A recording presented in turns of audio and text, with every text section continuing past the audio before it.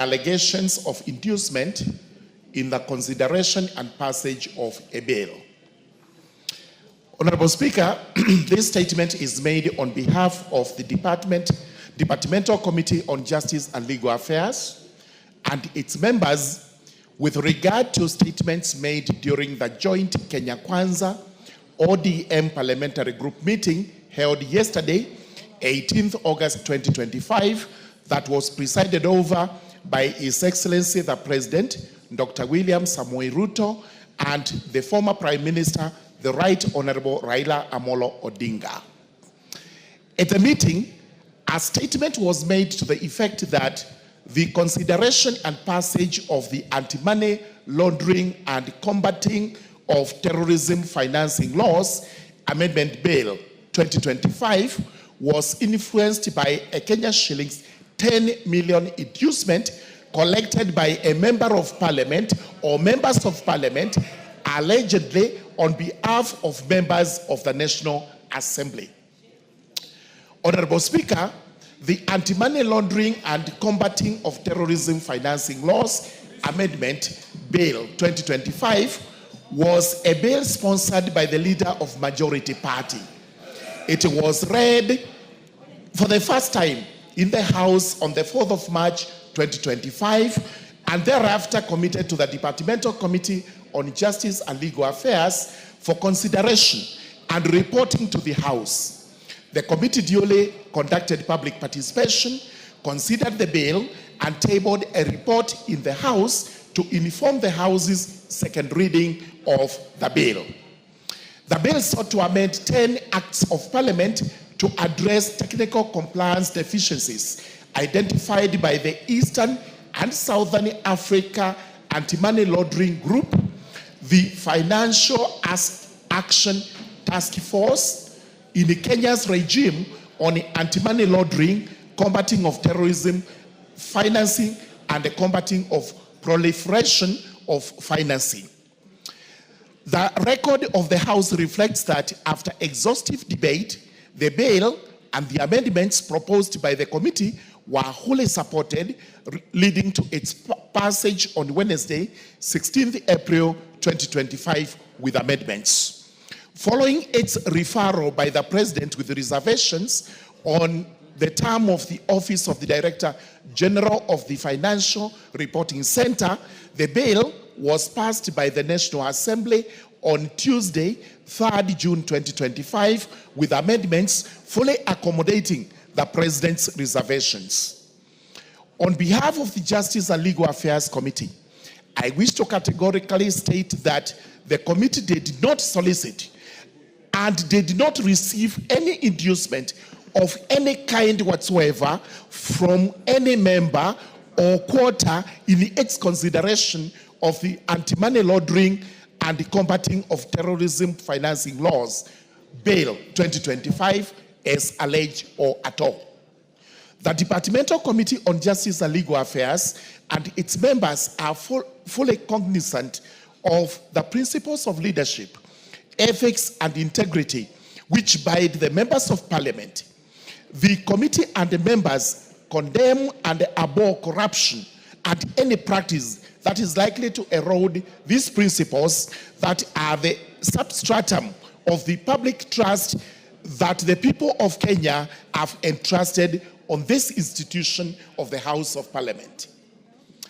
Having deliberated over the matter and considering that the bill in question was a government bill whose contents were supported by the House, the committee poses the following 4 questions.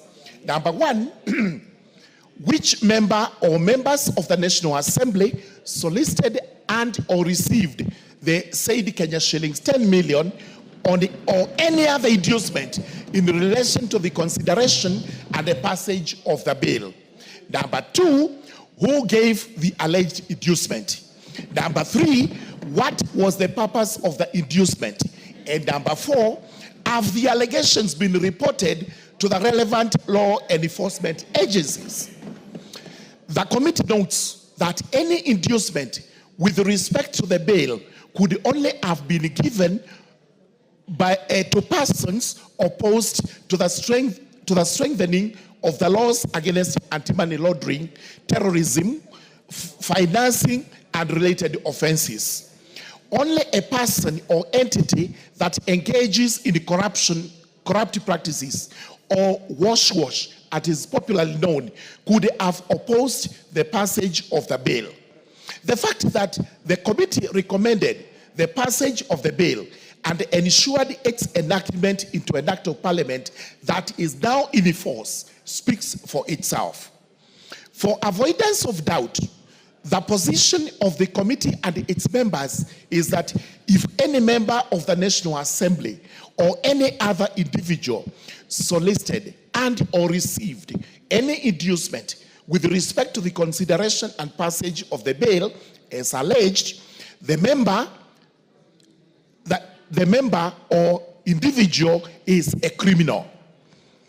Such a person ought to be investigated by the Ethics and Anti-Corruption Commission or the Directorate of Criminal Investigations, or even the committee of this House charged with the responsibility on such matters, prosecuted, and if found culpable to face the force of the law to the fullest.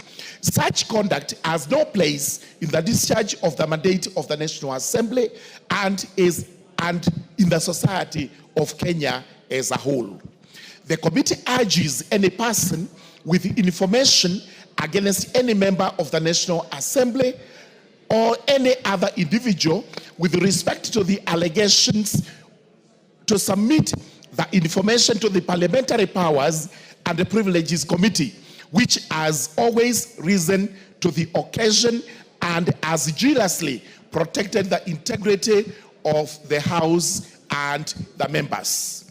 Needless to add that the Justice and Legal Affairs Committee is one of the busiest committees in this House. It is unrivaled by the Finance Committee.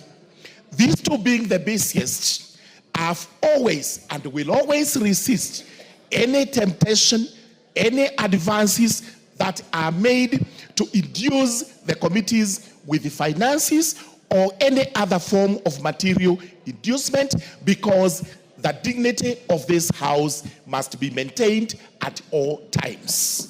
Thank you, Honorable Speaker. I beg to lay my statement. Thank you very much. Before I sit, Honorable Speaker, before I sit, allow me kindly to read one article from the Constitution. This is extremely important, and members to listen because you'll be commenting on this. This is Article 96 of our Constitution. It is on the role of the Senate in the Republic of Kenya.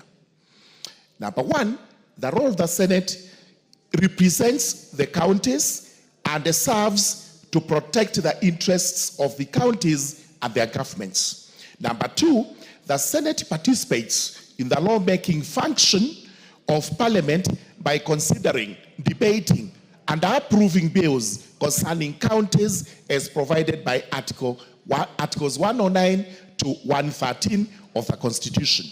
The most important is at sub-Article 3.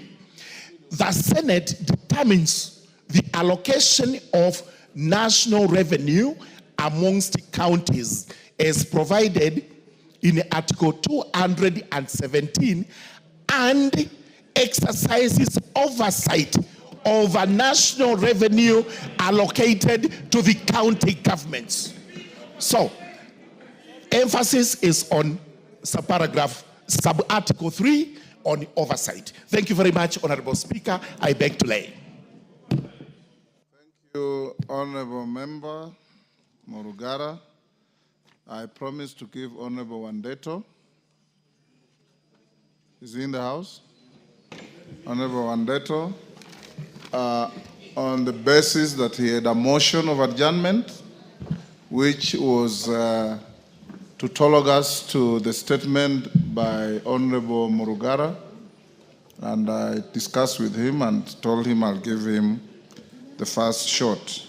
Members, you must also remember the provisions of Standing Order 87 on matters of contents of speech, so take into account that. Wandeto? Thank you very much, Mr. Speaker. As you have collectively said, I had brought before you a motion of adjournment to debate this otherwise very serious. As Wandeto takes the floor, how much time can I give everybody? 5 minutes. 5 is... I have 1.5 hours for this. Can we do 3 minutes? With your leaders taking 5. Okay. Thank you, Mr. Speaker. Like you have said, I had brought a petition to you. Mr. Speaker, you need to protect me. Yes, give Wandeto an opportunity. Wandeto, you have 3 minutes to compose your... Yes, thank you. So, Mr. Speaker, I would like to start by saying that this House, the House of Parliament, is a temple of democracy in this country. This is where the will of the people is exercised in accordance with Article 95 of our Constitution.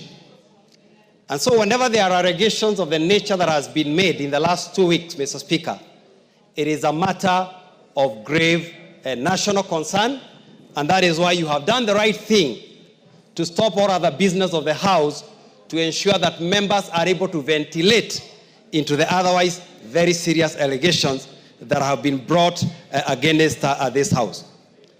Mr. Speaker, I am very committed to the principles in the Constitution of integrity, transparency, and good governance.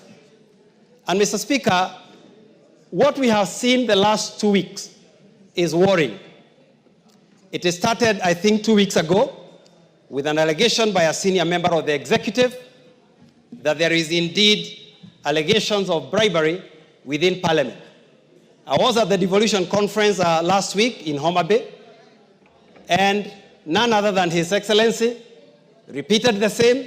The following day, the Prime Minister repeated the same, that there is a lot of bribery and corruption going on in this House.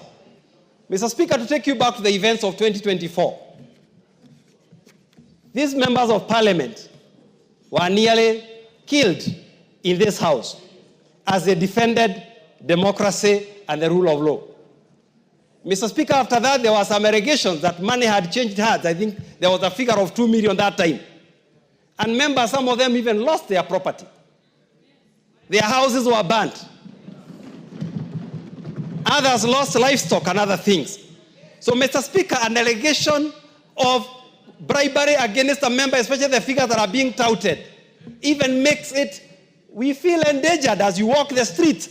People, first of all, imagine you are some 10 million or some 150 million, and others possibly think you are the worst enemy of the people. Mr. Speaker, you know we have been called MPs. We have been called all manner of names. So as I conclude, Mr. Speaker, I want to urge you, as the leader of this House, to do whatever it can, Mr. Speaker, to defend the integrity of this House. And Mr. Speaker, we must, first of all, and if you allow me, since I had a substantive motion, Mr. Speaker, add me only 2 minutes so that I finish. Mr. Speaker, it is important that you lead us to restore the dignity of this House. And there are certain things that we must stop doing. First of all, we have what I would call an unholy dalliance with the executive. That must... Give him a minute. Give him. Mr. Speaker, this House has to stop being a choir for the executive. Mr. Speaker, this week we have also seen a lot of attack on CDF and an attack on Constituency Roads Fund by the same executive whom we have helped here with very difficult decisions. And now, I think, Mr. Speaker, the chickens have come to roost. Mr. Speaker, I invite the members of the executive to read Matthew chapter 7, verses 3 to 5. We know corruption is a big issue in this country, but the Bible reminds us, while look at the speck of sawdust in your neighbor, while you yourself, you have a log inside your eye. Mr. Speaker, as I finish, it appears some people are falling, but we will not allow them to fall with the whole House. Thank you, Mr. Speaker. Otienda Molo. Thank you, Mr. Speaker. Mr. Speaker, I will beg that I be added 2 minutes for context as a member of the Justice and Legal Affairs Committee. Mr. Speaker, first of all, Let it be clear, I am a member of the committee. I have never sought or received any gain or advantage to support or oppose anything, except as by law and my conscience and my constituents. Mr. Speaker, the simple sequence of that long statement read by my chair is that this was a government bill sponsored by the Executive Office of the President. And we were told that we needed to pass it to remove Kenya from the grey list. In compliance, and it was signed off by the leader of majority, we complied, it came here, it passed. Where is our fault? Should we have rejected it? Because if we did, then you can blame us. Mr. Speaker, if that passage of the act and the amendment was procured by any corruption, then that corruption can only come from the Executive Office of the President. Because they are the ones who wanted it to pass. And if that is so, then three things follow. One, that either the President or someone in his office knows who gave the bribe. Two, the President or someone in his office knows who received that bribe. And three, they know why it was given, because obviously it could not have been for passage. It's even more annoying that it is alleged that some 10 million was given. Do you know 10 million to give the members, that's 28,000. So it's being alleged that members of this house are cheap as 28,000 to pass a law. It's even more annoying. Mr. Speaker, some of us have reputations and careers beyond this house. So when you attend a forum where for the first time in a PG, live TV has been invited, and then you are being accused of that kind of thing, it is so insulting, it is so demeaning, it is so unfortunate. Mr. Speaker, I want to say this, that even if there was such a supposition by the President, Standing Order 42 gives him the opportunity to write to you a special message, which then you can table and we can inquire into it, not to be paraded and demeaning as if we are criminals. Now, the way forward, Mr. Speaker, I want to suggest that our only way forward, you see, in this house, we cannot discuss people adversely, because Standing Order 83 all the way to 107 restrict our discussion. But for us, unfortunately, no one protects us out there. All sorts of allegations are made against you, and you must just sit and listen. Our only ventilation is Standing Order 191.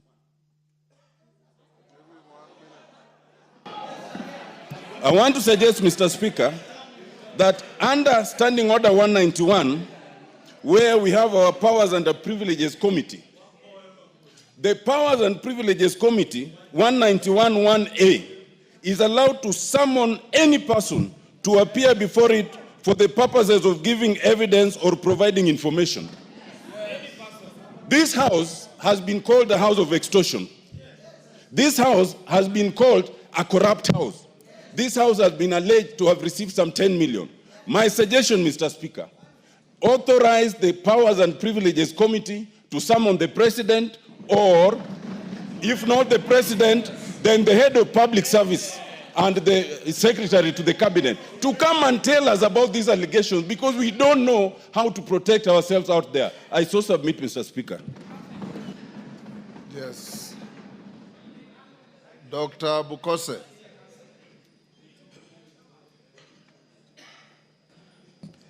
Mr. Speaker, thank you for allowing me to contribute to the statement. Remember, by the leader, you have 2 minutes, 2 minutes. By the chair, Chailak. Rather.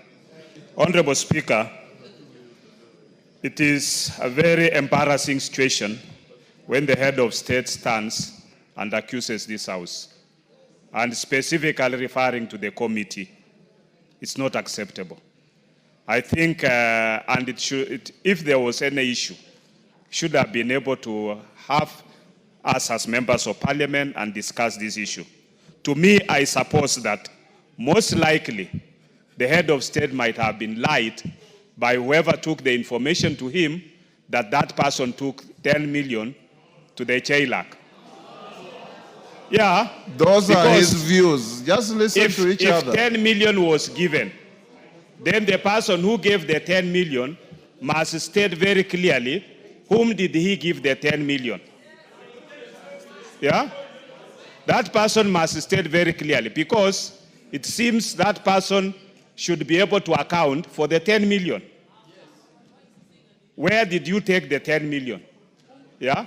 And most likely, and to who? Because when the bill came to the House, and it was presented by JLAC, we were told this is one of the requirements and a precondition for IMF. And we passed. So, to be accused later on of having taken money, and it seems money exchanged hands, the 10 million must have changed hands. So where did that 10 million come from, and where did it go? And why? Because any bill that comes here and is a government bill is sponsored by majority, and more often, because we now have a bipartisan kind of agreement within this House under the broad-based government. We've always supported all the bills that the government brings. Therefore, this must be investigated, and the truth must be unearthed so that all of us can be cleaned. Because when we go out there, people are looking at us as thieves, as extortionists, and that is not right. We have reputations to protect, we have families to look at us, and we have friends who should not be suspicious of our activities. Thank you, Honorable Speaker. Zamzam.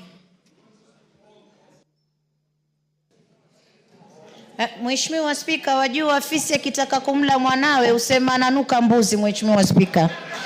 Na Mheshimiwa Spika, inasikitisha sana. Bunge hili ndio limeshika Kenya kwa mkono, Mheshimiwa Spika. Tumepitisha bills nyingi sana zao, hata hii ya money laundering. Mimi nilikuwa against kwa sababu najua kuna watu ambao wamekuwa targeted, Mheshimiwa Spika, ambao ni wa real estate. Na hatukuwahi kufuatwa na mtu yoyote kuhongwa chochote, Mheshimiwa Spika.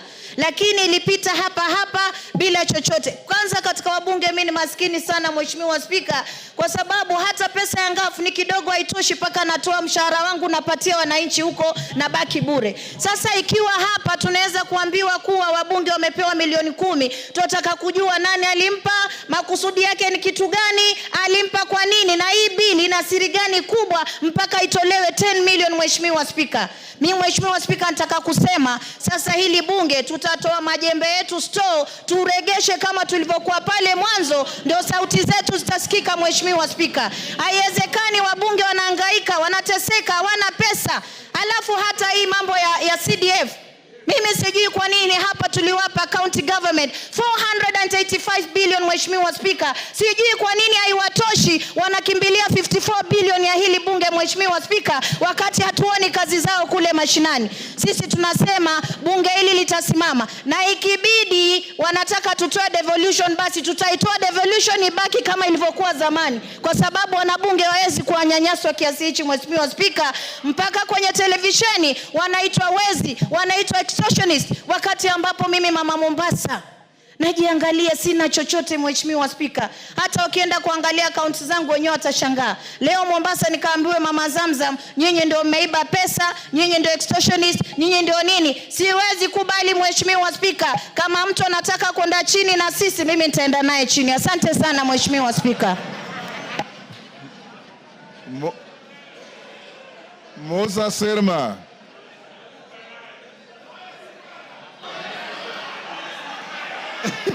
Order. Musa Sirma. Yes. Mr. Speaker, I want to really support the sentiments of Honorable Murugara on this issue, where we are being portrayed as a parliament of extortionists and people who take bribe. Mr. Speaker, people who are corrupt have a place to go in this country, and that is the court. And if there is anybody who has been known to have done those things, we want to tell the government to pick those people, take them to court, and they belong to jail. Mr. Speaker, we are being maligned by people looking forward to taking the money from CDF and taking it to the counties to be eaten. If a whole governor can bring 150 million to Senate, for sure. For sure, if I can use the words of the president, where is he bringing this money from? Counties cannot show the amount of money they have been given in terms of development to the people of Kenya. Mr. Speaker, it has reached a time that we need to audit the counties and really see whether they are really entities to be used for development in the rural areas. Mr. Speaker, if I can remember, because I was in the Bomas, the constitution actually which we passed and which was brought by the people is not what we are having now.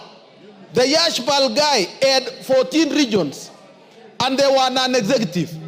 And therefore, this executive power which the governors think they have, we must remove it. It is time that we talk to the people and let them be given development directly. Mr. Speaker, I beg to differ with all what has been said about this parliament, and we want the people who have done this thing to go down and be taken to court. Thank you, Mr. Speaker. Robert Mbui.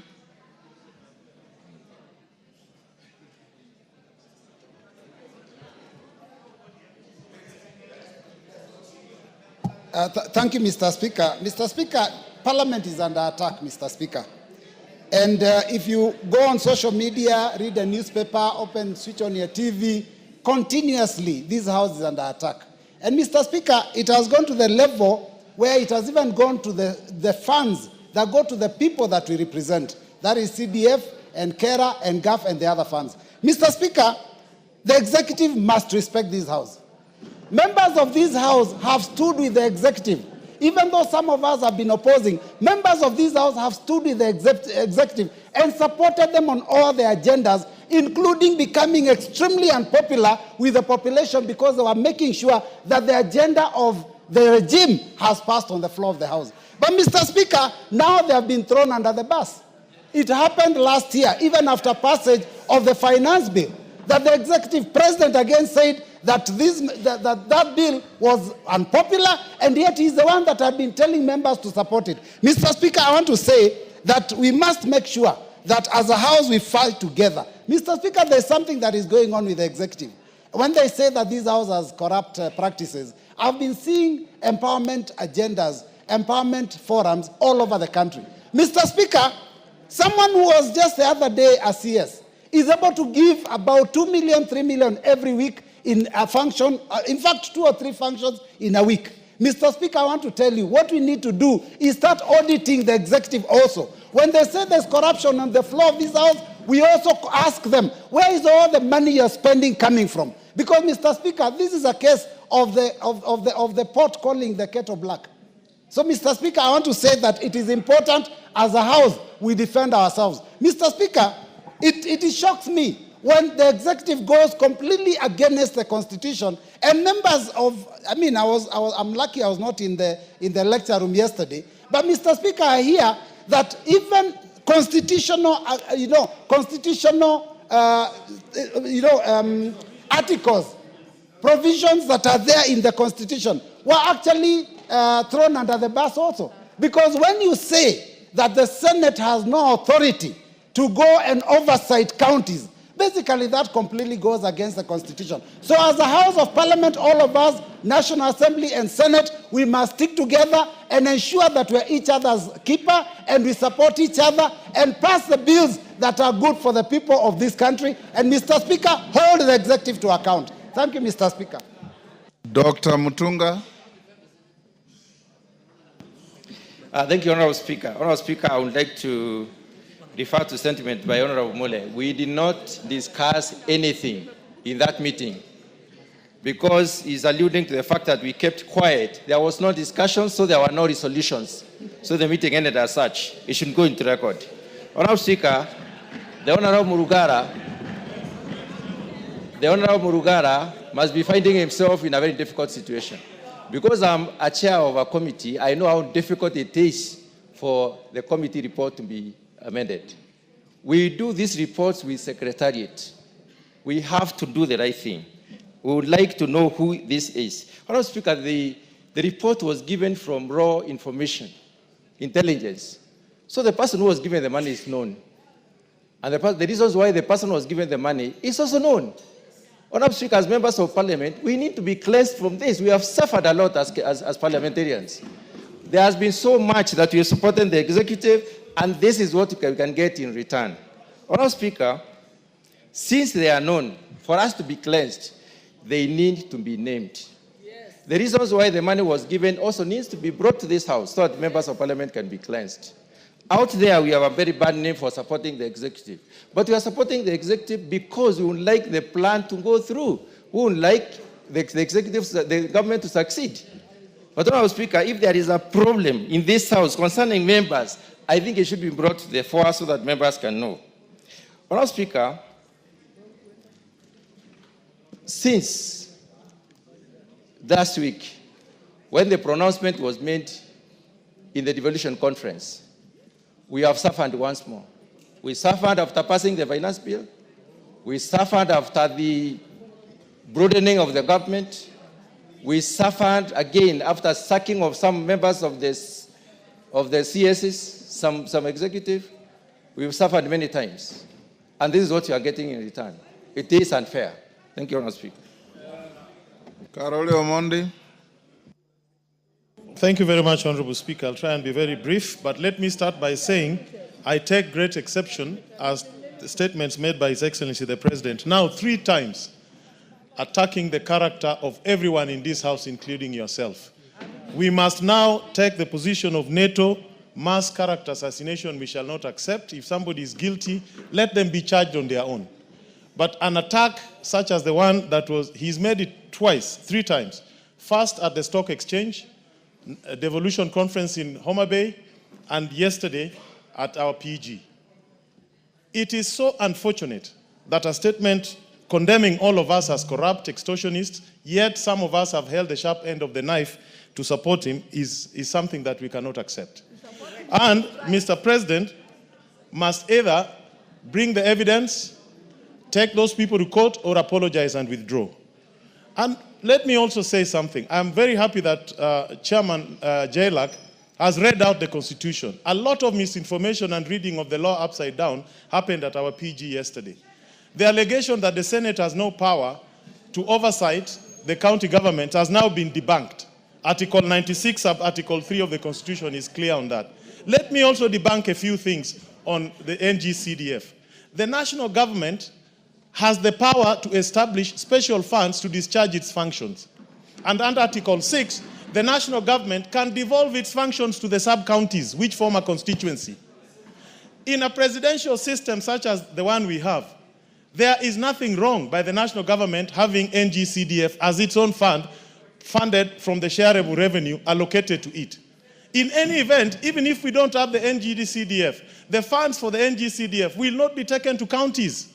The counties will not receive it. But to make matters worse, the law is being misinterpreted by the Right Honorable Raila Odinga. In a parliamentary system, the members of parliament form the government, the prime minister and his ministers. The members of parliament sit in the executive. They design projects, they implement, they oversight. Let him see what is happening in the House of Lords, in the House of Commons in England. What is happening there? Why can't he say MPs cannot do what we are doing here? That is the wrong application of the law. And yesterday I was very upset because there is state capture in this country. Let this house today, let us look at what is happening at the e-citizens. How many pipes are leaking government revenue to private pockets? Do your work as members of parliament. Let us call them out. Sugar mills were privatized. Workers are being fired. Let us know who took over the sugar mills built by public funds without competition. Let them tell us. I have a question in the floor of this house calling the Minister for Treasury to come and explain to us. Let us take the war to them. Let us take the war to them. If they want, we will give.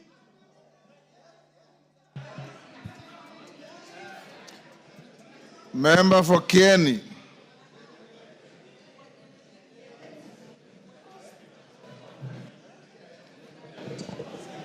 Thank you. Thank you so much, Mr. Speaker, for the opportunity. On this hour and this moment, I want to say that this House is under siege for all of us. Inclusive, Mr. Speaker, you are in this House to preside over it, and when we are under attack, you are the first person on the line of attack. I really want to say that this is the government, the executive, which we have worked and we have given it our sweat and our blood to make it to where it is now. We have lost properties. We have lost reputation. We have lost credibility in our own constituencies. We have business partners we work with. Whenever we visit them for business, other than the parliament, they see us, we are taking corruption into their own offices. And it is for that purpose, Mr. Speaker, we would want to say that whoever suggests that we are corrupt, they should, and we are not, they should go to the same venue, tell our wives, tell our children, tell our business partners, tell our friends that that was a very erroneous statement that came from the first, none other than the head of state for this country. Because the first question I got when I went home last night from my wife, he wanted to check my pocket if I had any illegal money. And I really want to rest my case that we earn our sweat by offering services to this government through this parliament. Thank you. Member for Bumula. Honorable Speaker, I was very shocked yesterday by the sentiments of His Excellency the President. Members, let's listen to one another. You will add me some 30 seconds, Honorable Speaker. Honorable Speaker, the Constitution is very clear. Chapter 8, 9 and 10 is very clear in terms of roles of Parliament, Judiciary and the Executive. This House is self-regulating through the Committees of Powers and Privileges chaired by none other than the Speaker himself. Mr. Speaker, this House has done well. As a National Assembly, we've risen to the occasion. When we called out on Shah, during Adani, now the Committee on PAC has done very well with e-citizen. And my guess is good, because I think that is where the rage is coming from. They have come out to unmask the culprits of e-citizen and how money is being stolen. Honorable Speaker, this House, this floor impeached a minister of government, Honorable Mithika Linturi. We have done well, Honorable Speaker, as a parliament. It is wrong, Honorable Speaker, for a president to say he's fed on raw intelligence, Honorable Speaker, and moves to make such accusations against us. Honorable Speaker, in law, and you know better than me, anybody who becomes aware of a crime and keeps quiet of it is an accomplice. As we speak, the Honorable President is an accomplice, Honorable Speaker.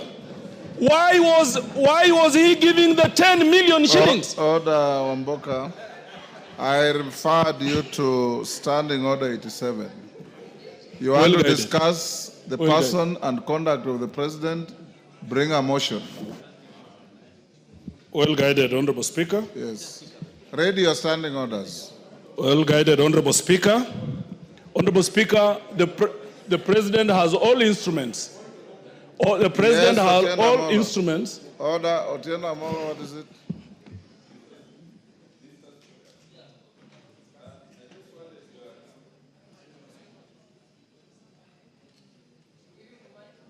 Give Otieno Amolo the mic.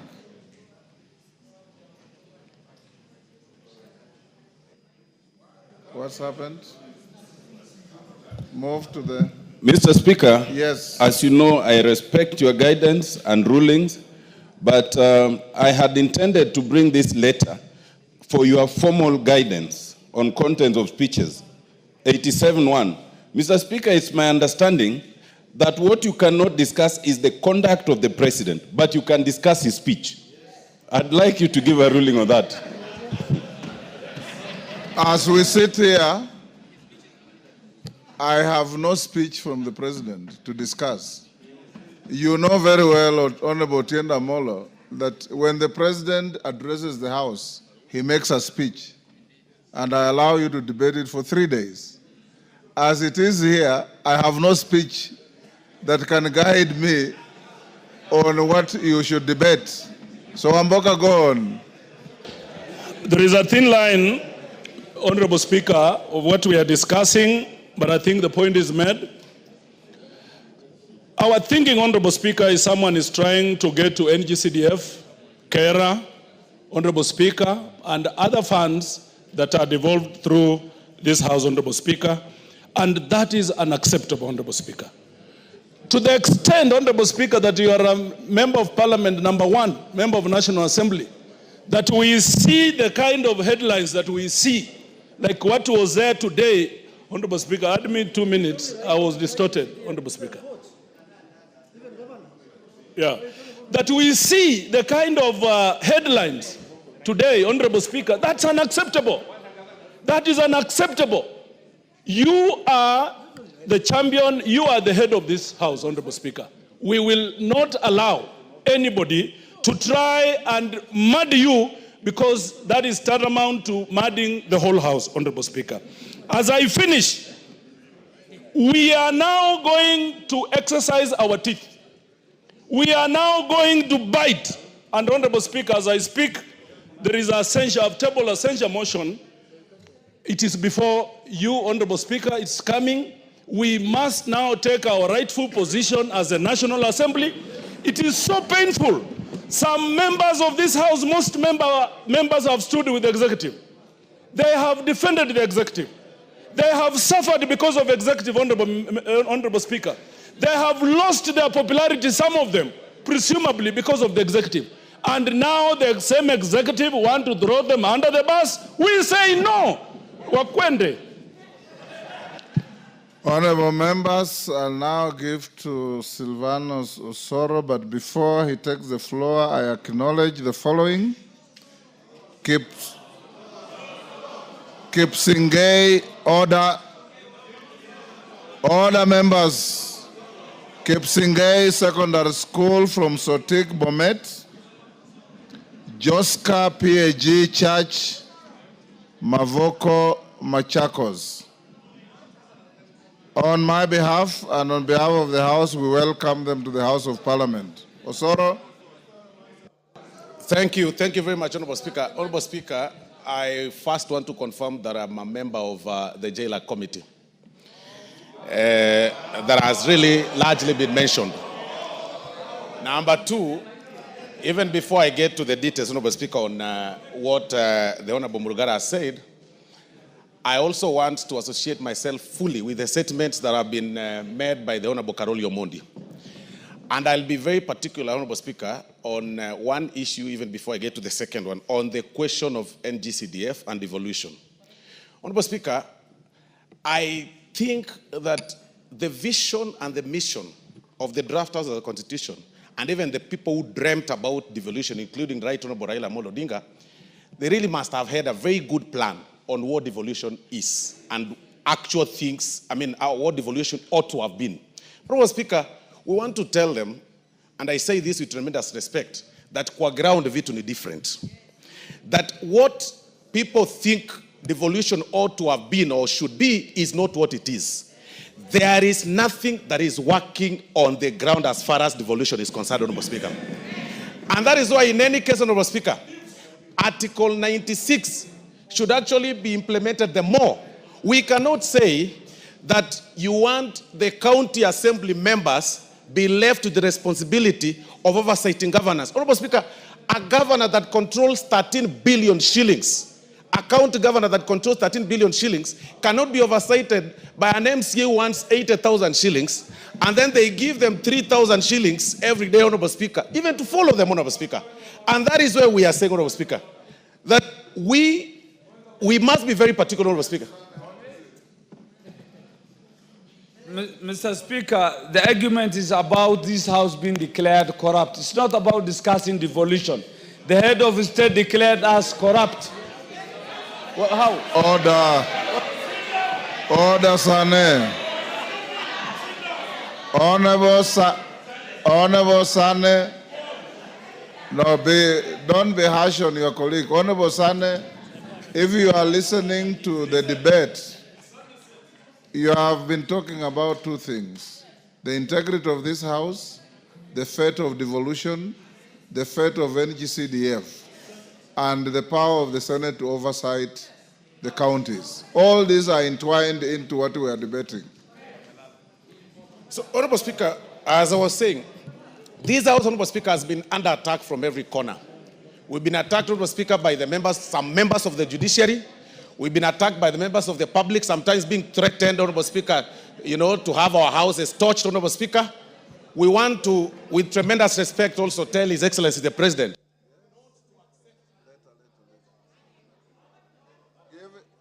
Give him a minute.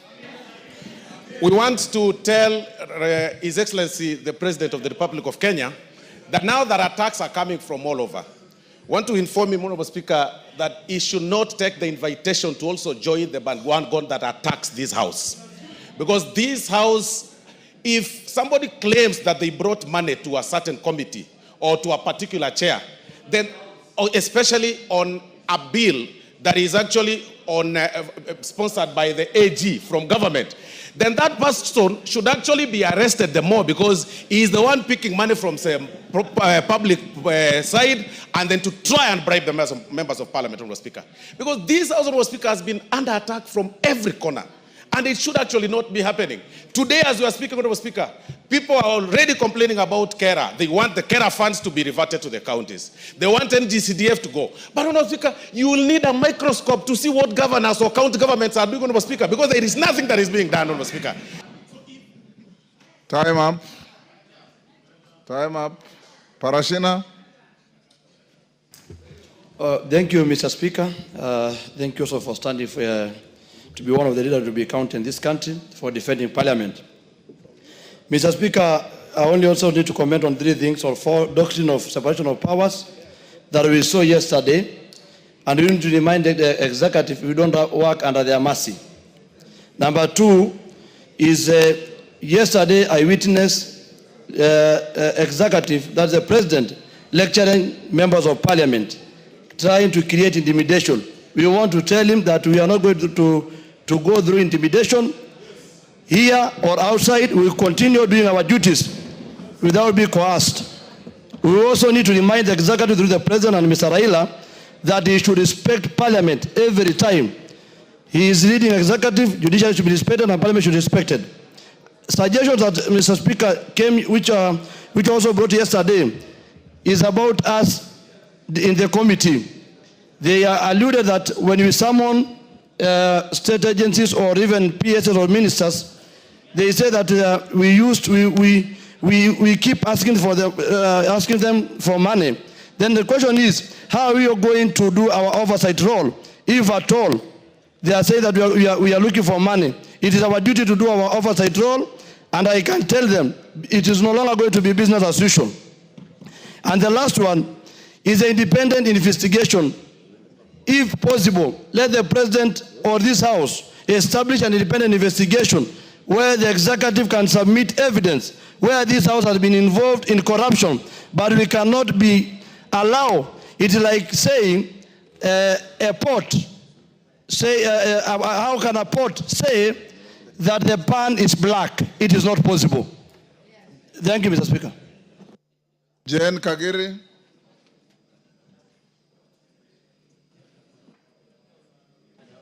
Thank you, Honorable Speaker, for giving me an opportunity to contribute to the discussion. Honorable Speaker, my English teacher always told us, before you skin a dog, you give it a bad name. Honorable Speaker, today, I feel that is actually what is happening. We all know that CDF, NGCDF, and GAF are under siege. And because of that, Honorable Speaker, that is why it is found right for an attack of members of Parliament, for them to give us a bad name. Honorable Speaker, I would just want to remind this Honorable House, and inclusive of anybody who contests for a position, that is including the presidency, that it is based on performance that we get re-elected.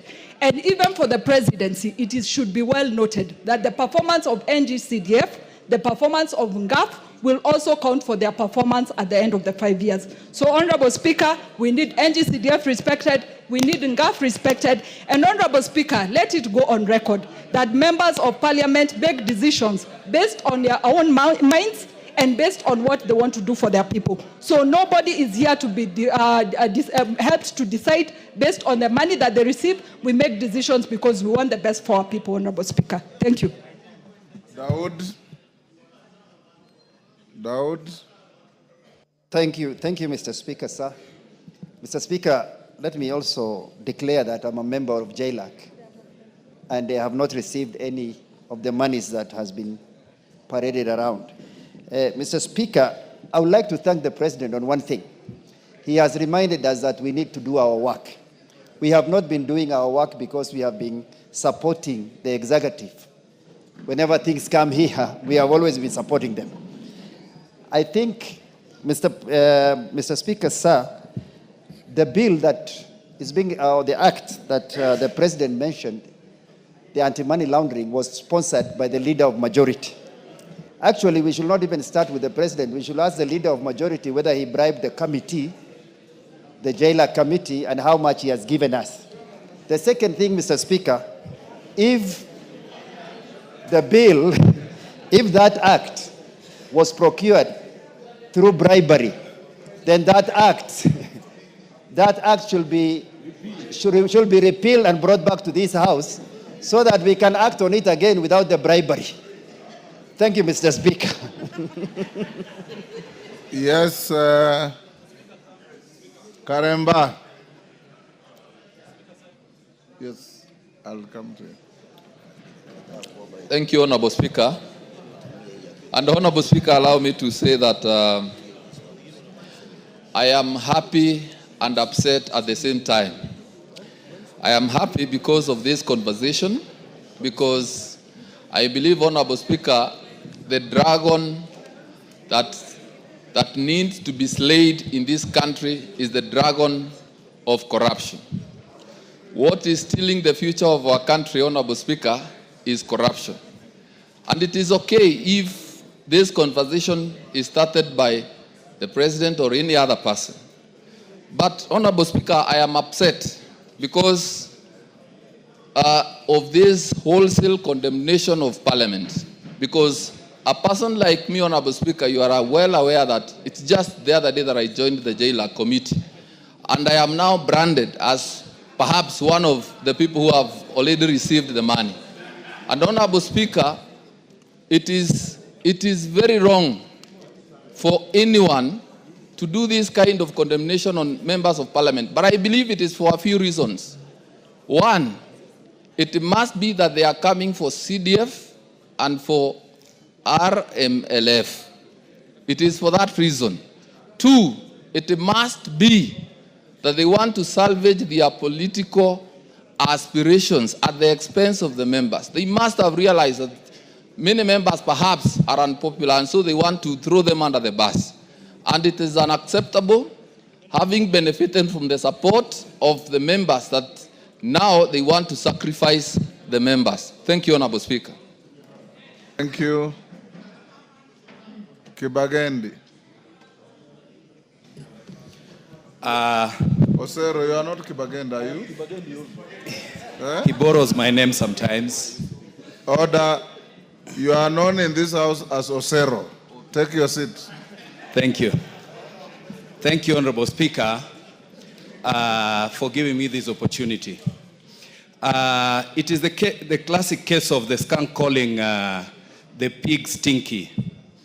The President, who himself bears responsibility for questionable governance decisions, erred gravely in issuing a blanket condemnation of this august House. While Parliament is not without flaws, indeed, dismissing it wholesome is unfortunate by the head of state and hypocritical. an affront to the very democratic institution that gives legitimacy to the presidency. Constructive criticism is welcome, but scapegoating an entire arm of government for failures that cut across the executive is both disingenuous and dangerous for our country. The president needs, going forward, to do proper investigations. He said he gets information from NIS and DCI. He needs to do proper investigations before he can condemn the entire house. But again, sometimes we have to tell those who call us names that they need to look in the mirror. Kenyans know that the temple of corruption is actually State House. Thank you, Honorable Speaker. Yes, Lel Mengit.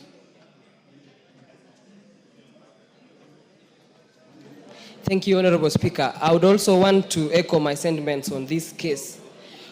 Honorable Speaker, first, I would like to apologize to this Honorable House. Because a few years, Honorable Speaker, when I was in the university, I used to call the members here MPs.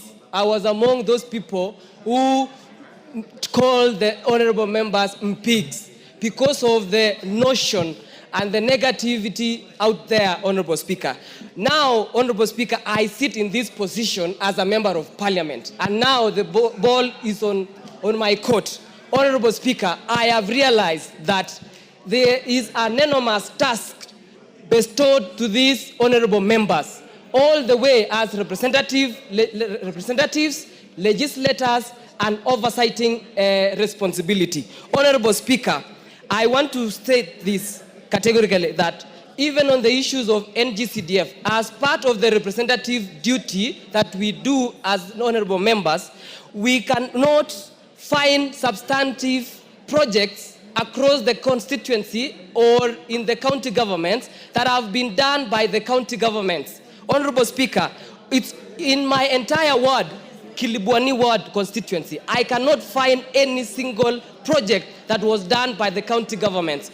Only projects that have been done through the NGCDF money can be appreciated by the people out there. Honorable Speaker, I want to mention this, that even in the case whereby in the future we might have a elected president similar to the, I don't want to mention names, but the president who will be giving resources basing on the shareholding basis, probably other counties and other regions of this country will be discriminated.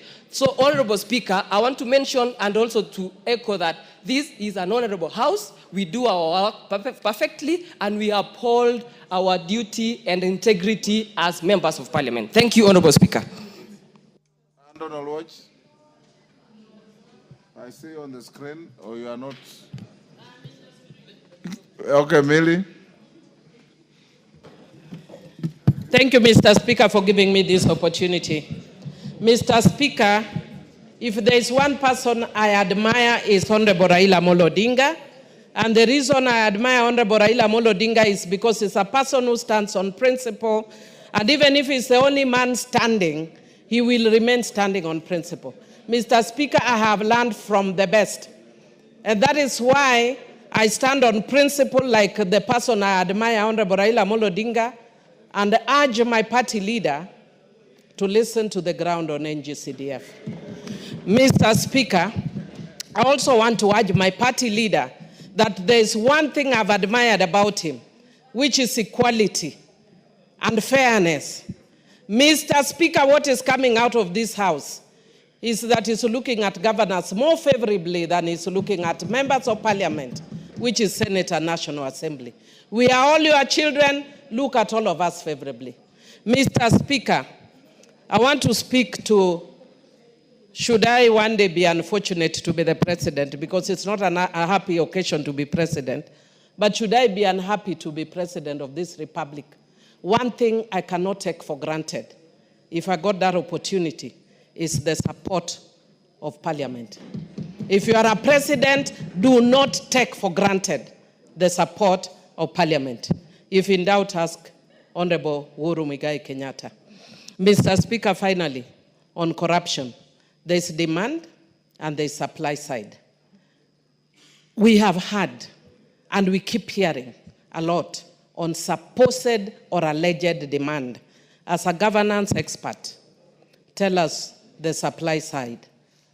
If you are serious about dealing with corruption that is bedeviling this country, let us look at demand and the supply side.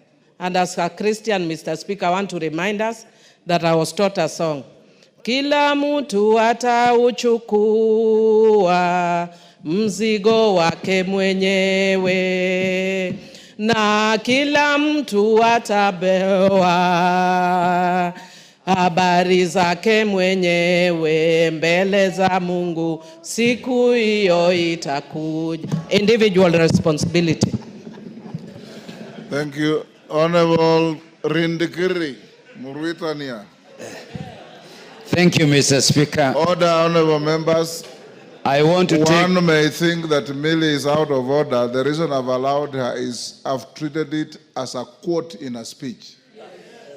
Anything beyond that should have been out of order. Thank you, Mr. Speaker. I associate myself with the sentiment expressed by the chairman of JILAC. Mr. Speaker, in other forums, I am the president of Democracy and Good Governance in the International Conference of the Great Lake Region. Mr. Speaker, democracy dictates that we express ourselves anyhow. But good governance is a responsibility of each one of us. Mr. Speaker, the executive has a responsibility. The legislature, we have a responsibility. The judiciary has a responsibility. Mr. Speaker, we are equal partners. We are not lesser of the responsibility that we have been given. Mr. Speaker, the advantage of the executive can be good, can also be bad. Mr. Speaker, the last parliament and many majority members who are in the last parliament, we know we were called names. We were called collapse. This is not a new thing. The last regime, the past regime, called the members of this parliament collapse. Actually, bad names were used against us. Mr. Speaker, now we are being called collapse. Each person, if we are to apply the principles of good governance, we must exercise what these principles are. One, the rule of law. The rule of law dictates that when something is wrong, the law takes precedence. Mr. Speaker, I want to imagine that the president knows this, and I'm sure he knows. Let him subject all of us who have been found to be culpable of being corrupt to the rule of law. It's as simple as that. Mr. Speaker, transparency is very key in leadership. Mr. Speaker, we cannot be all accused en masse without giving evidence. Mr. Speaker, the executive need to be held accountable, to become clear, to become transparent on what he is talking about, members of parliament being corrupt. Mr. Speaker, the presidency is private to intelligent information, and nothing prevents him from proclaiming the people that have been found to be corrupt. Mr. Speaker, I want to disassociate myself with the fact that this parliament is corrupt. Mbeyu.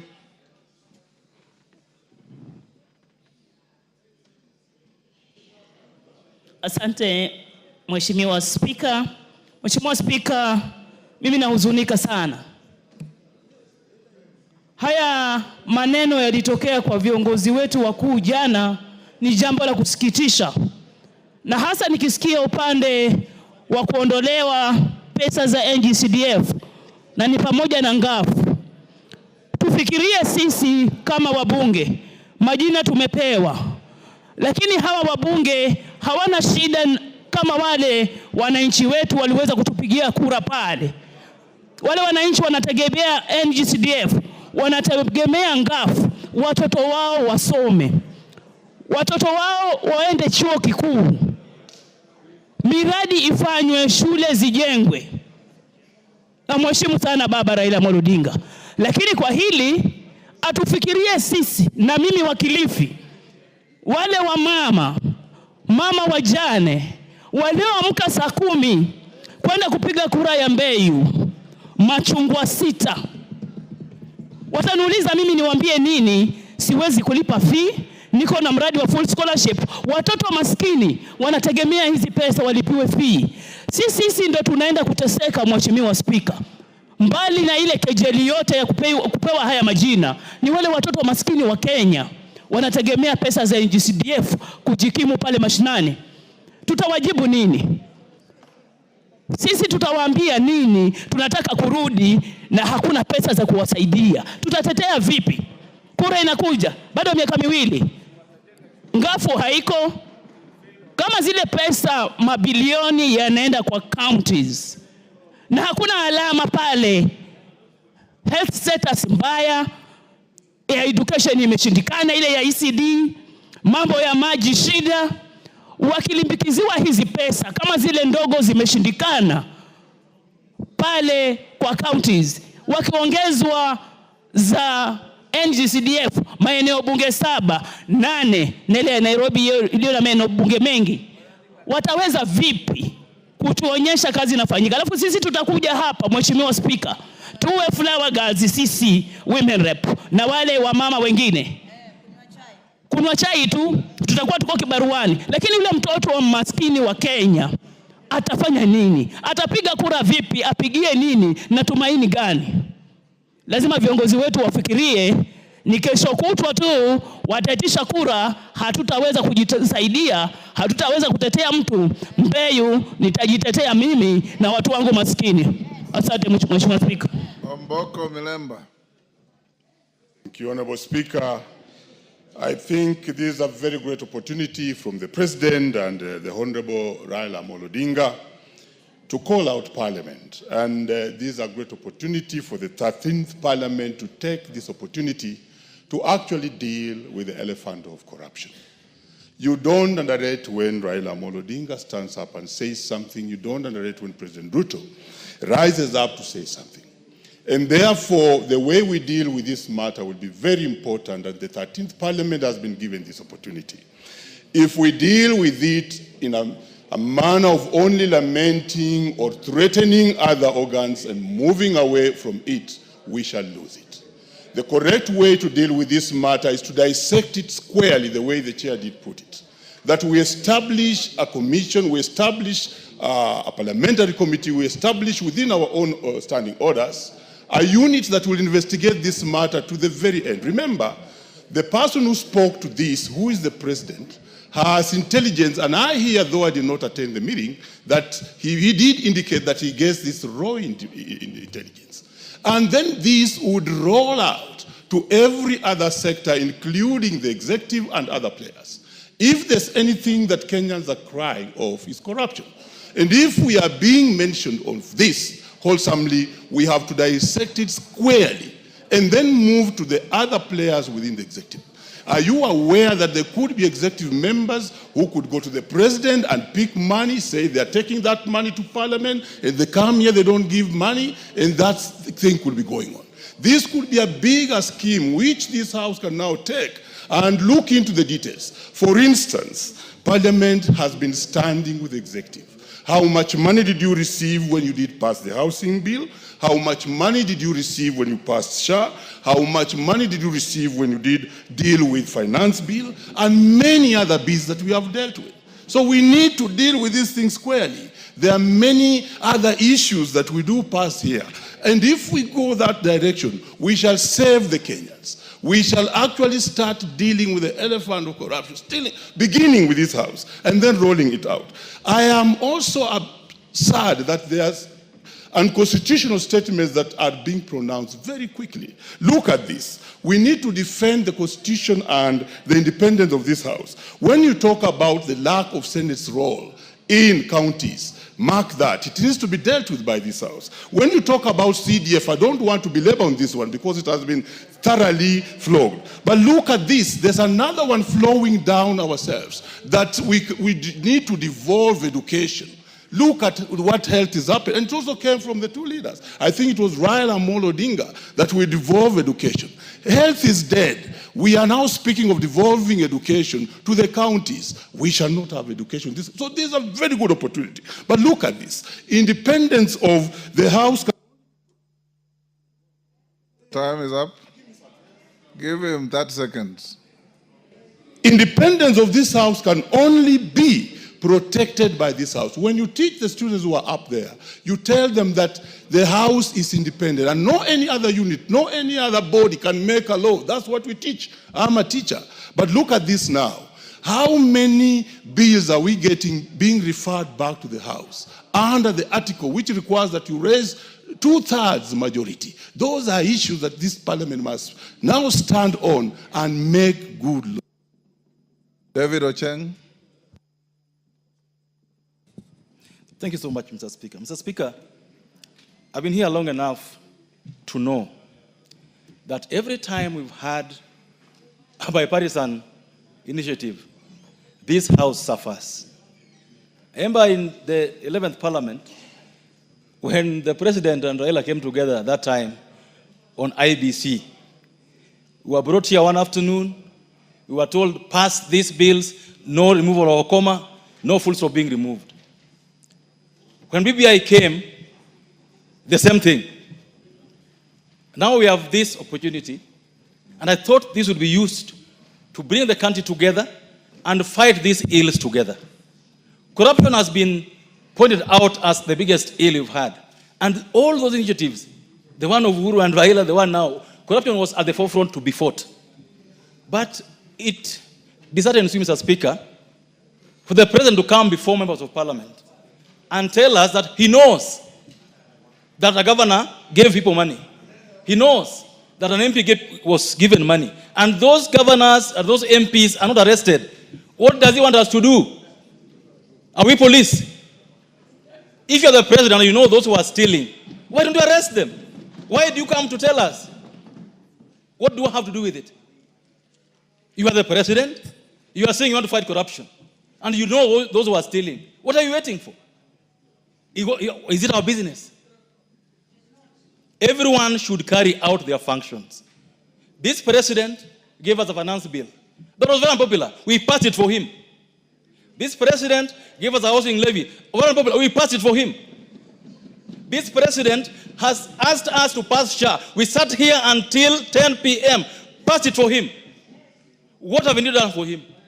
What has this parliament not done for president that he now has to come and bastardize us? What? Let him do his job.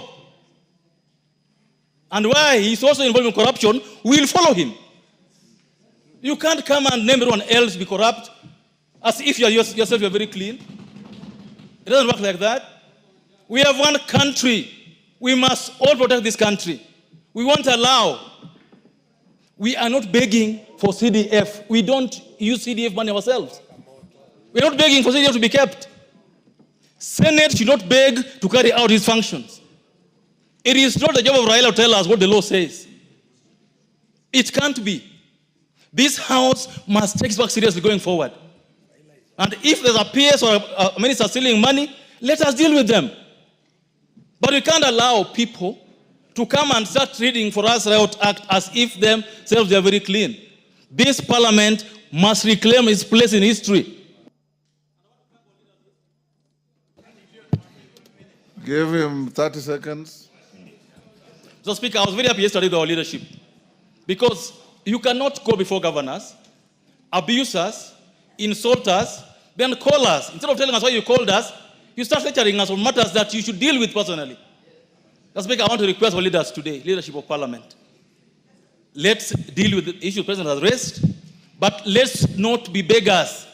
CDF, we must sit here as members of Parliament, make sure that CDF is entered in the Constitution.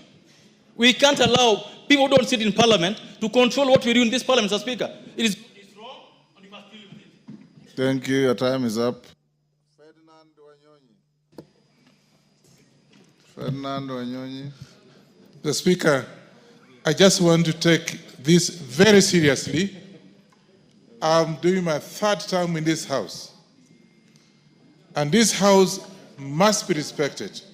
Members who are here, I want to tell you, you actually have lost, you are losing your integrity out there. And our discussion here, Mr. Speaker, is not because we are defending ourselves. It's because of these allegations. I would have expected head of state to call us in the Kamukunji privately and expose to us, telling us exactly what he has heard. But instead, actually, we have been exposed. I want to take this opportunity and say whatever allegations have been given to us. Mr. Speaker, you actually, for your own sake, you actually, because you oversight us here, your name is also going to be, be there. In fact, as you go out there, people are now dismissing us. I remember just 2 days ago, I gave out money, and they were saying, you are a millionaire. So I think as far as I'm concerned, if there was anything that was bad, an allegation that actually I've heard, even the right Honorable Oginga Odinga out there, Jaramogi Oginga Odinga, I think I was so shocked. And he said that even we have no job. We are not supposed to do what we are doing. And yet he knows constitutionally our role here as Kenyans, as members of parliament. I want to take this opportunity and ask you, Honorable Speaker, get the head of state to come here and tell the Kenyans out there that that was wrong.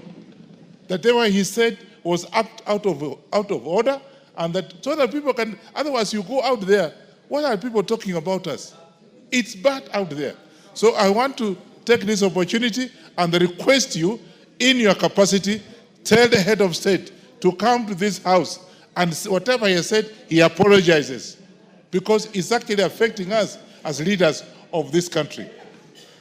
I think, members, that's what it is. Because out there, if you want to come back, I can tell you, it's not going to be easy.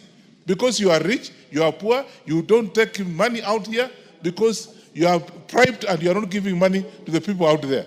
So, Mr. Speaker, I think I want to ask you, kindly get head of state here to come and tell this house so the Kenyans can hear that he was wrong. I think, members, actually, you agree with me. You agree with me. Let Ruto come here and tell the whole country that it was wrong for him to say what he has said. And if he's relying on Oginga Odinga for his re-election, Oginga Odinga died in 1994. Honorable Ferdinand Wanyonyi, I was in this house with the late Jaramogi Oginga Odinga, and he died in 1994. Yes, thank you. Chonga. Asante mstahiki Spika kunipa nafasi hii. Matamshi niliyasikia yakitoka kutoka kwa rais yalikuwa ni ya kuvunja moyo, si kwa wabunge lakini hata kwa nchi nzima.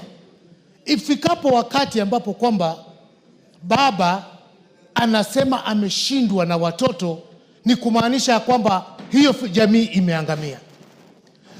Palipo na kosa ambapo kwamba mtoto amekosea, baba anatakana asimame na aweze kupeana mwelekeo.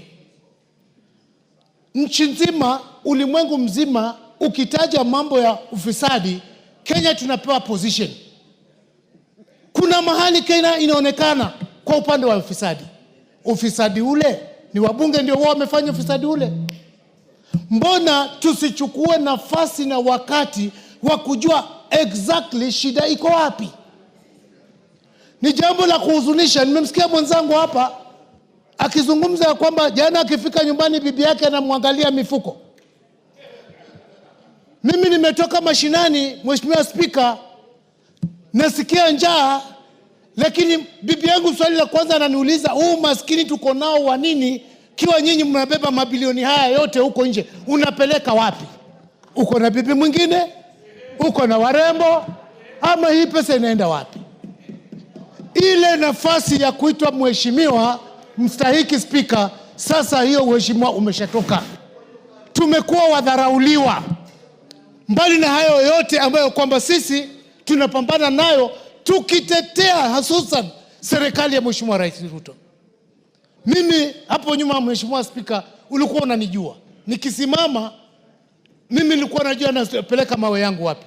Nimepunguza utambi kwa sababu tunataka Kenya ionekane moja.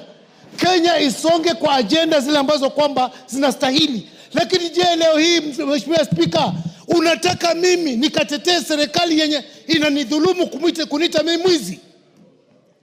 Tuko wabunge hapa wengine, hata ukiangalia hiyo kote amevaa ni 10,000. Iwapo kwamba kweli tunapewa pesa hizi ambazo tunapewa, mbunge anaweza kuvaa vibaya namna ile? Mheshimiwa Spika, ni jambo la aibu, ni jambo la kuelewesha. Pia mimi naunga mkono ya kwamba sisi ni tegemeo la rais, tunahitaji atuombe msamaha. Bila hivyo kila mtu atabeba msalaba wake, kama vile Millie Odhiambo alivyosema. Asante Mheshimiwa Spika. Sane.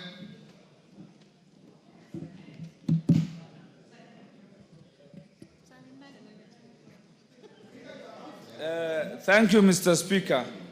You have always stood to support the dignity of this House.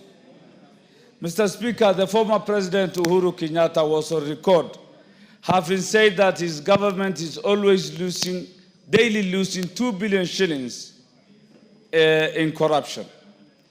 Corruption is widespread in the executive than is being betrayed. Parliament is non-corrupt, Mr. Speaker.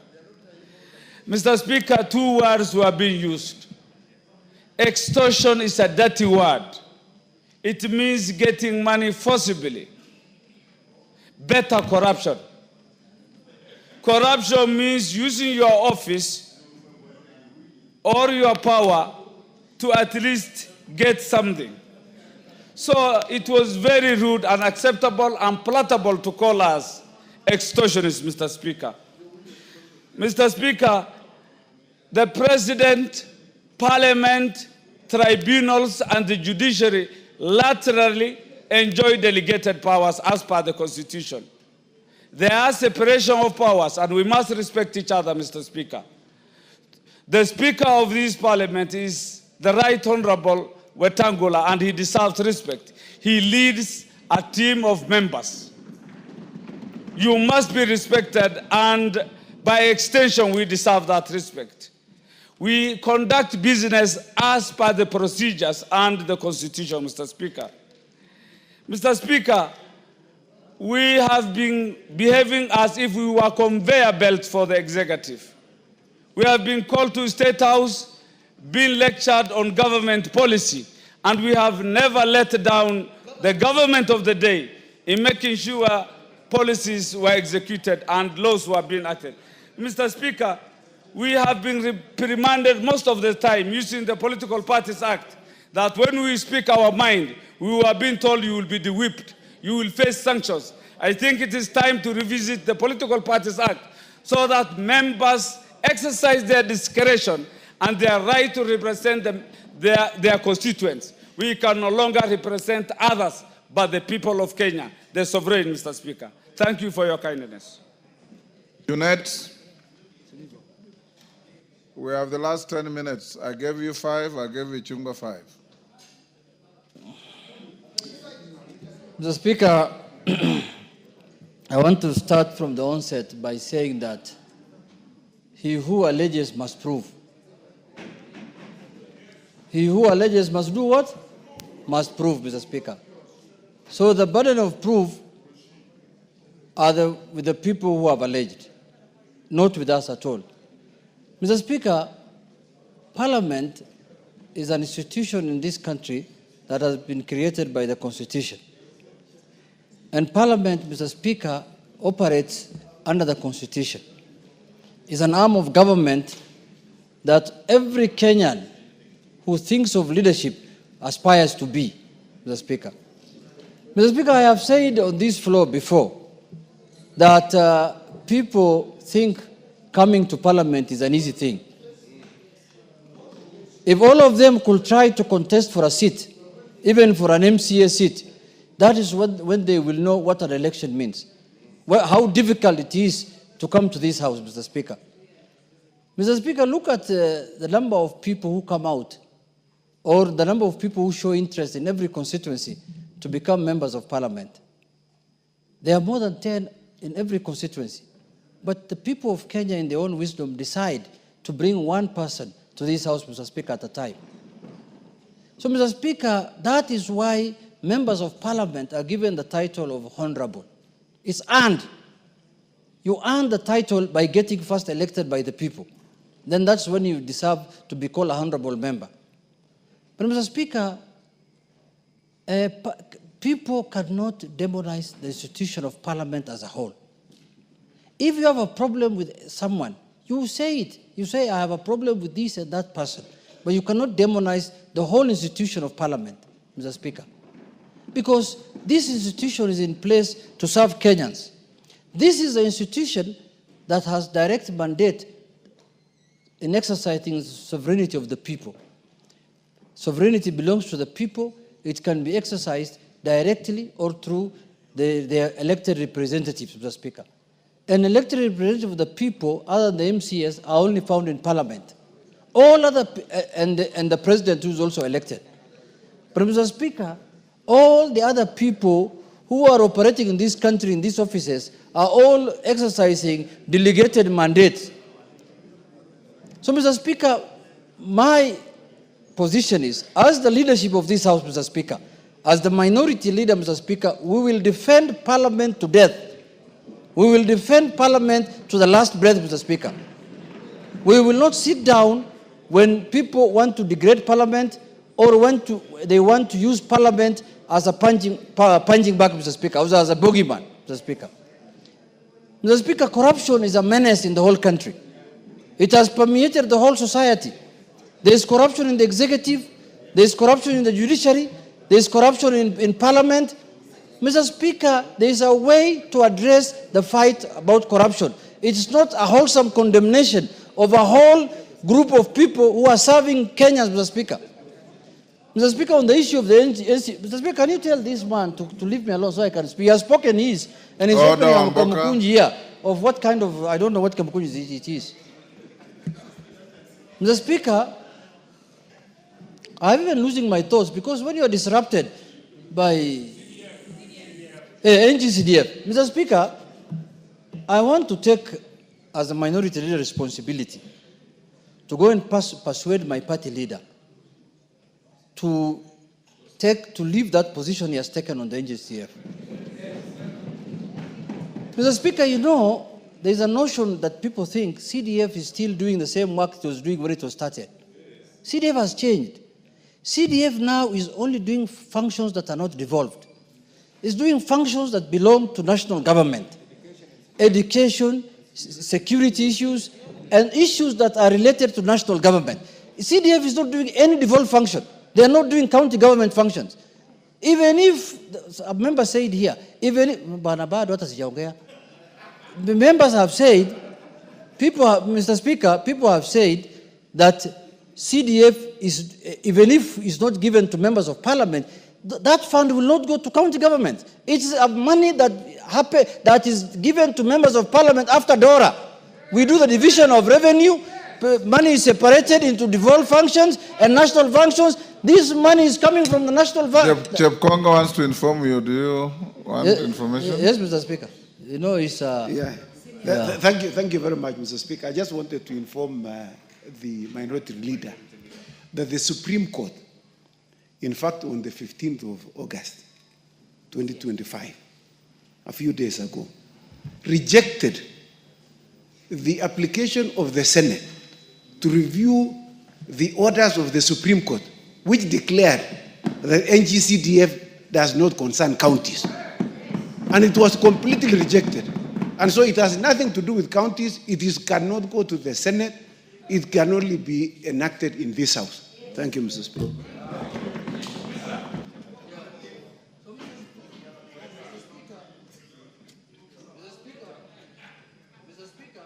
What's happened to the mic?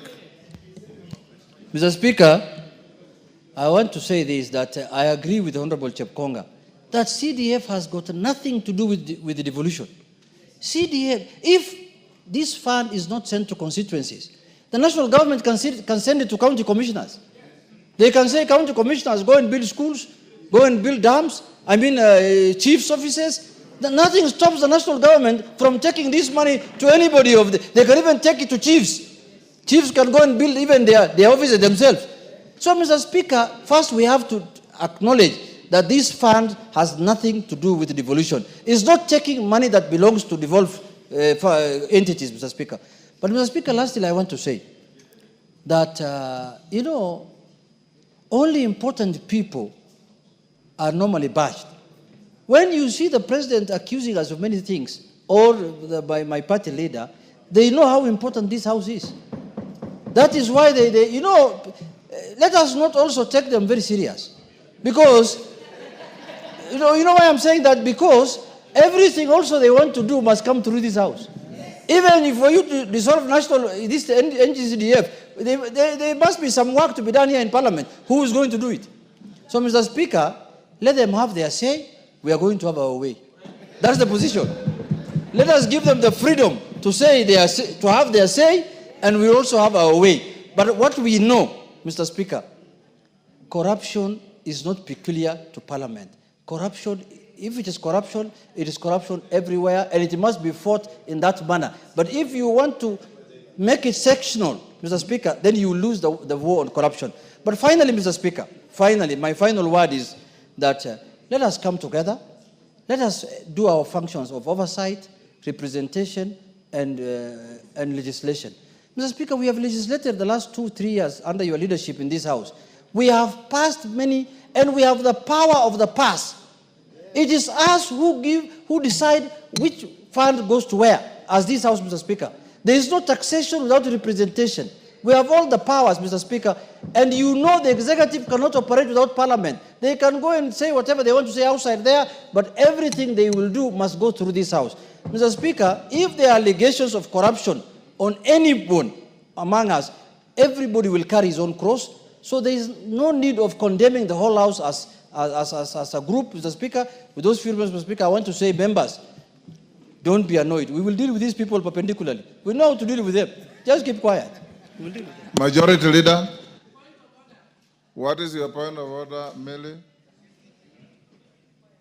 Thank you, Mr. Speaker. Mr. Speaker, I don't want to interrupt the Majority Leader, but Mr. Speaker, when Honorable Njenjeri has come to the House, and I know because she fears her political leaning nowadays has stopped her from speaking, but can you use your standing order number 1, especially for a lady who is young and who is emulating me, just to declare that she's exceptionally well dressed? Order, Honorable Millie Odhiambo. The Speaker can only rule you improperly dressed. I have no capacity to declare the excellence of your dress. Majority Leader, go on. Thank you, Honorable Speaker. Order, Jerry. The Speaker has no capacity to say exceptional dressing. Millie has a very sharp eye. Honorable Njeri passed just in front of me here, and I hadn't noticed, unfortunately. Honorable Speaker, let me join members and maybe just start off from where Judith has stopped. I think the only exception I see is that the gracious lady is wearing something that looks like a cheetah. Or a leopard. You can be certain, Honorable Speaker, if she was here earlier, yes, she would never have recognized any of the footballers that you are mentioning from back those days. Just like the Honorable Joseph was asking who are those the Speaker is mentioning, because they were not born by then, Honorable Speaker. But that is the beauty of this House, Honorable Speaker, and it tells you that in this House, Honorable Speaker, we have men and women, as Honorable Junetta said, who have been elected by the people to come and represent them and oversight government on behalf of the people. Therefore, Honorable Speaker, when we oversight the executive and the judiciary, because we have that singular role as enshrined in this Constitution, we don't do it as a favor to anybody. Not to the President, not as a favor to those serving in the executive. We do it on behalf of the people. Therefore, I want first to encourage members that nothing and nobody should instill fear in you in doing your work as members of Parliament. Because you are duly elected by the people of Kenya to exercise oversight even over the executive. even the office of the president, and even the president himself. That is why this house has powers under this constitution to impeach those in the executive, and those in the executive can do nothing to remove you from this house. Absolutely nothing. Because that is how we crafted our constitution, Honorable Speaker. Honorable Speaker, I have listened to many of the contributions, and let me take particular interest to what the Honorable Tienda Omolo said.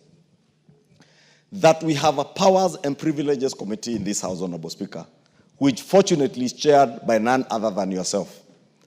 This Powers and Privileges Committee has the powers and a singular mandate to receive complaints, as Honorable Tienda Omolo said, from whatever quarter against any member of parliament who may engage in any manner of impropriety, whether within the precincts of parliament or outside parliament, Honorable Speaker.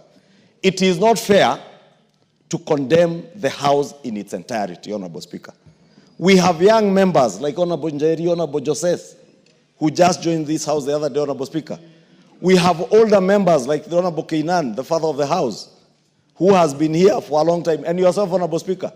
When this House is condemned, you are condemned. The Honorable Keinan is being condemned. The Honorable Njeri and Joseph here are being condemned. Honorable Speaker, if there are people who have suffered, I am among those people who have suffered immensely from this condemnation. I was a sponsor of that bill the Honorable Murugara was speaking about as leader of the majority.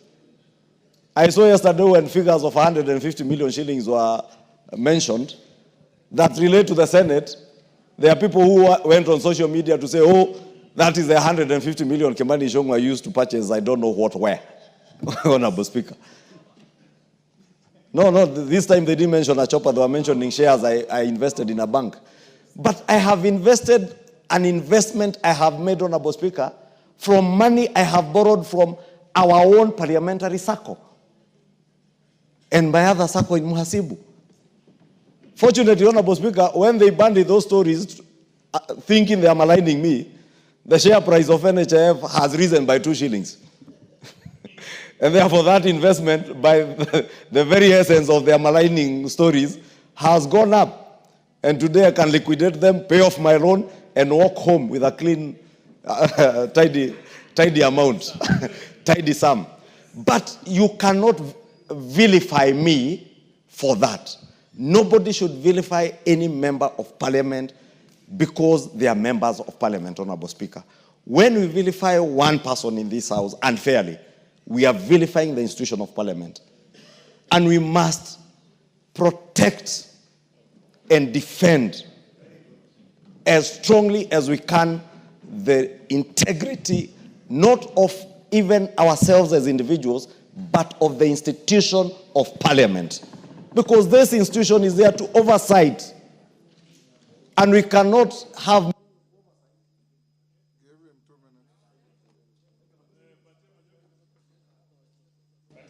Honorable Speaker, I was saying we cannot have meaningful oversight over the executive if we are seen to be beyond reproach, Honorable Speaker. Let us use our Powers and Privileges Committee to ensure, Honorable Speaker, if by any chance there is any one of us, and I say any one of us, Honorable Speaker, including myself, who, Honorable Speaker, as the Swahili would say, aliye na tuhuma yoyote, let them be before the Powers and Privileges Committee and also before the investigative agencies like EACC, so that they may take action so that we protect the institution of parliament, Honorable Speaker. 2, Honorable Speaker, on the question of what is provided for in Article 94 to 96 of our Constitution, and I don't want to repeat what has been said about the powers of the House, in our sister House in the Senate, to oversight national revenue that is going to the counties. I think it is a matter, and I said it yesterday, Honorable Speaker, in that meeting, that it is a matter that is explicitly provided for in the Constitution. We cannot amend this Constitution by vilifying the institutions of parliament, whether it is the National Assembly or the Senate. Let us just purpose to live by the tenets of this Constitution. Honorable Speaker, NGCDF. Again, NGCDF is vilified and attacked in this fashionable thing to attack members of parliament. NGCDF does not belong to members of parliament. The Kikuyu NGCDF does not belong to Kimani Ichung'wah. Neither does the Eldasa NGCDF belong to the Honorable Keinan Mohammed. Aden Kainan. Honorable Speaker, NGCDF belongs to the people of Kenya, to the constituents who have elected us to come and represent them here. We oversight NGCDF just like any other fund in government. Honorable Speaker, when the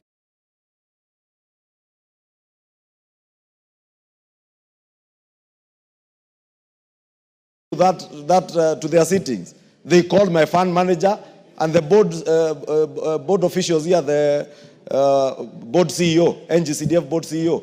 Therefore, Honorable Speaker, we must also protect NGCDF, not for our own sake, not because we have anything to do with NGCDF, because it has everything to do with delivery of public goods and services to the people who have elected us to represent them, Honorable Speaker. And let me just conclude by saying, Honorable Speaker, we would have no business being the people's representatives if we have nothing that we can oversight those that have been charged by the people of Kenya to hold public funds in their trust. Then we have no business being members of parliament if we can't oversight. We will have no business being members of parliament if you will be able to go to your constituency. You find at a time like now when it is cold and rainy, a school latrine has sunk or a roof has been blown away, and you cannot influence anything, Honorable Speaker, with the NGCDF committees to ensure that you make good the lives of the people who have elected you. We must protect NGCDF with our blood and our souls, Honorable Speaker, in this house. We must. And we must tell everybody, Honorable Speaker, even those who are in the county governments, Honorable Speaker, and we have said it numerously, we are not in competition with the county governments. NGCDF, as Chepkonga has said, the new NGCDF Act of 2015 makes it very clear what role NGCDF plays in education, in security, Honorable Speaker.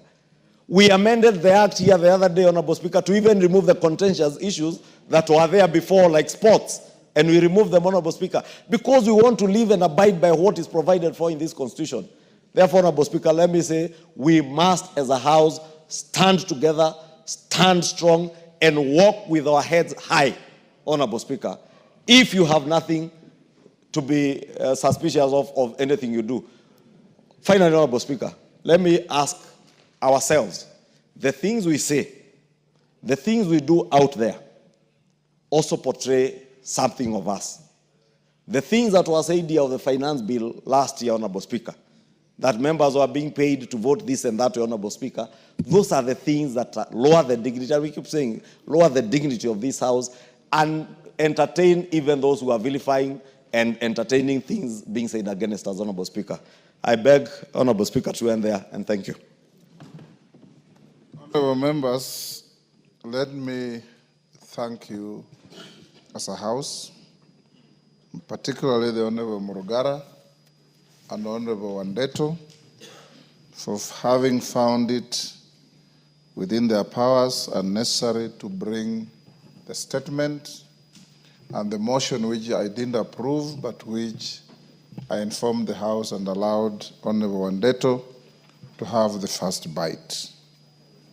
Honorable members, as your Speaker, I shall always be your first and last line of defense to your integrity and to the dignity of this House.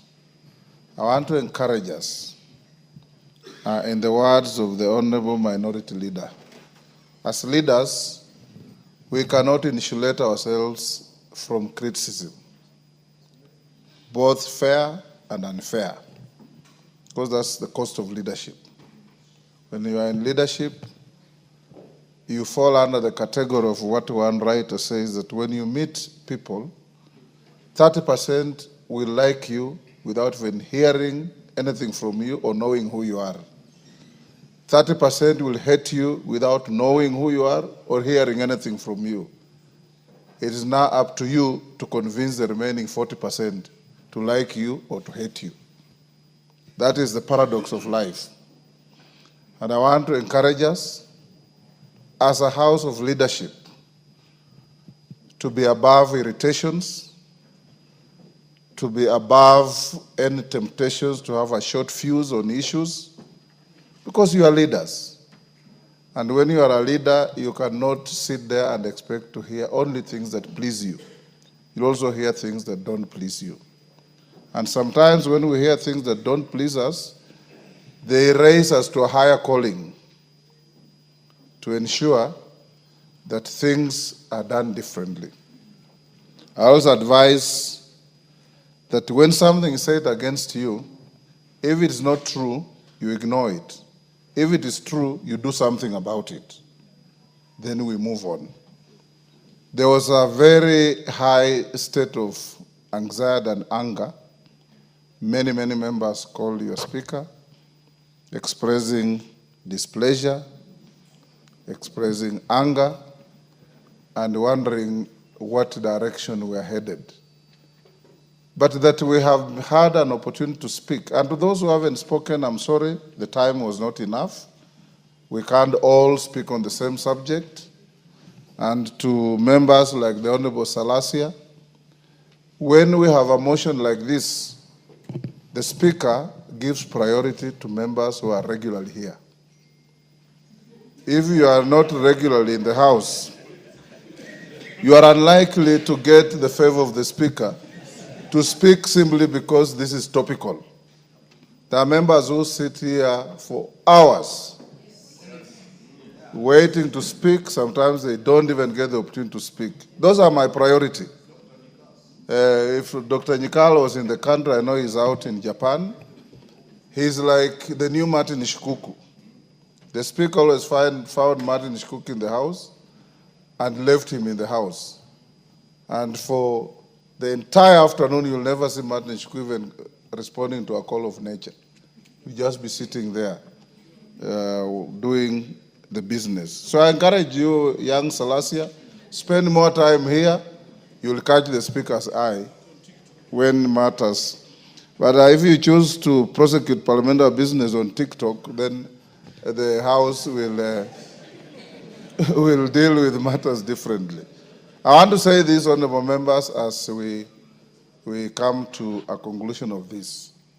I think Jeanette said it very well. Everybody has their say, you have your way under the Constitution. You hold the power of the past, you legislate. Even the next motion is going to deal with your authority over an executive order that is not in compliance with the law. That is the power you have.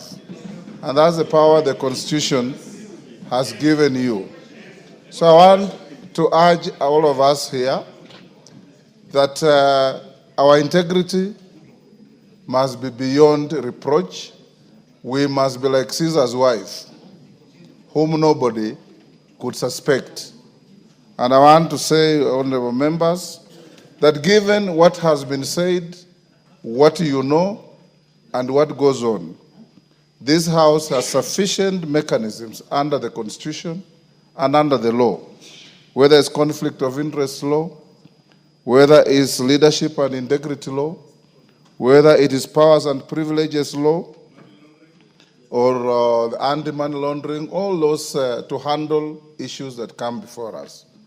And I want to assure you that I have received some letters about members that I would have presented to the agencies on different things. Sometimes I call you, I talk to you, and you correct your ways. Let's also uphold our integrity. I have given you an opportunity this afternoon. Waswahili wanasema muue mkala, lakini haki yake mpe. And by giving you haki yenu, you have exercised your right of reply in the matter. So I want to encourage us that let's now lower the anger, be the leaders that we are, and transact the business of the House in the manner we always do.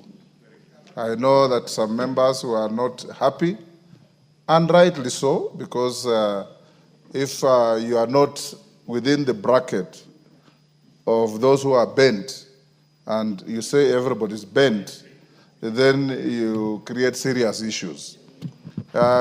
you know, in my community, we say there's no little stream that does not have a snake. Every stream has its snake. And like Parliament, we probably also have our snake.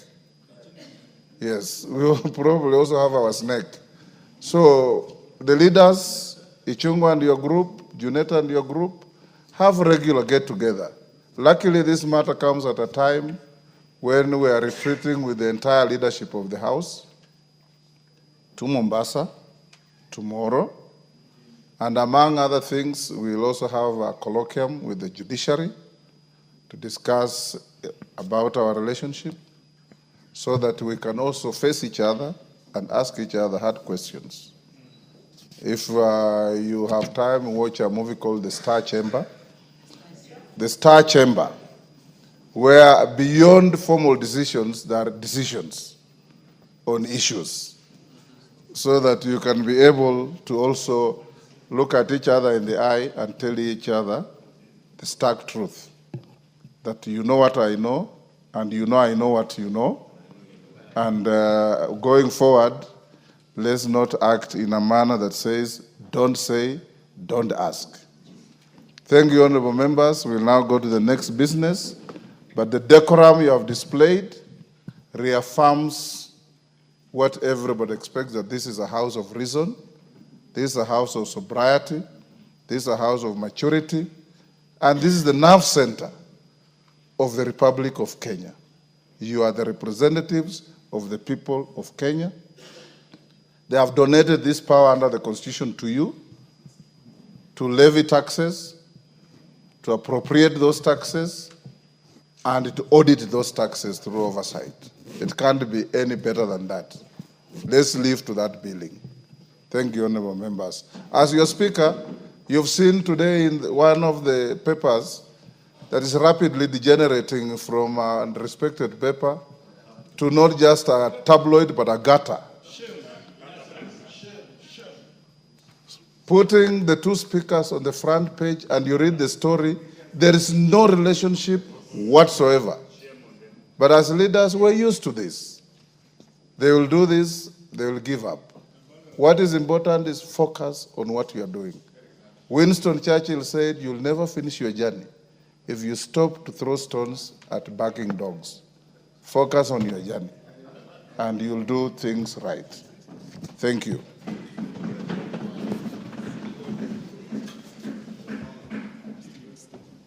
We're still on statements, and there are many. I wish those who are asking statements allowed us to go to order number 12. But I seek your consensus. Members, majority leader and minority leader approach the speaker.